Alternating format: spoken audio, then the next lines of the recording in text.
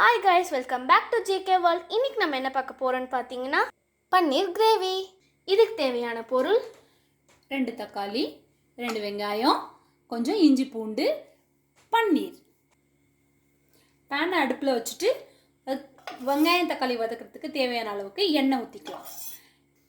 இப்போ கொஞ்சம் ஒரு வெங்காயம், ஒரு தக்காளி, கொஞ்சம் இஞ்சி பூண்டு இது எல்லாத்தையும் தனியாக வதக்கிட்டு எடுத்து தனியாக ஆற வச்சிடலாம்.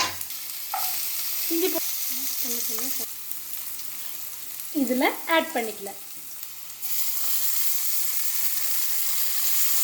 இப்போ வெங்காயம் தக்காளி வதங்கிடுச்சு. இதை நம்ம எடுத்து தனியாக வச்சுக்கலாம். ஓகே, இப்போ நம்ம வதக்கி வச்சுருக்க வெங்காயம் தக்காளி கூட கொஞ்சமாக சோம்பு ஆட் பண்ணிக்கலாம். ஒரு முந்திரி ஆட் பண்ணிப்போம். இதை நம்ம தனியாக அரைச்சி எடுத்து வச்சுக்கலாம். இந்த பேன்லேயே கொஞ்சமாக பட்டர் சேர்த்துக்கிட்டு தேவையான அளவு இன்னும் கொஞ்சம் எண்ணெய் சேர்த்துக்கலாம். இப்போ நம்ம மிச்சம் இருக்கிற வெங்காய தக்காளியை வதக்கி எடுத்துக்கலாம்.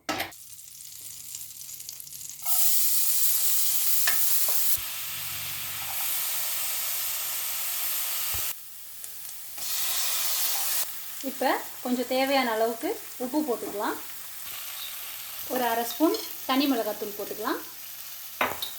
ஒரு 1/4 ஸ்பூன் கரம் மசாலா போட்டுக்கலாம். கொஞ்சமாக நம்ம வீட்டில் அரைச்ச குழம்பு மிளகாத்தூள் ஒரு ஸ்பூன் சேர்த்துக்கலாம். இப்போ இதெல்லாம் கொஞ்சம் நல்லா வதக்கிட்டு இது கூட தண்ணி ஆட் பண்ணிக்கலாம். இப்போ ஒரு 2 டம்ளர் தண்ணி ஆட் பண்ணிவிட்டு இது ஒரு 10 நிமிஷம் கொதிக்க விட்டுடலாம். இப்போ இது நல்லா கொதிச்சிடுச்சு.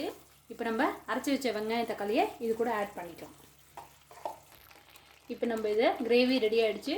டோஸ்ட் பண்ண பன்னீரை கட் பண்ணி இதில் ஆட் பண்ணிக்கலாம்.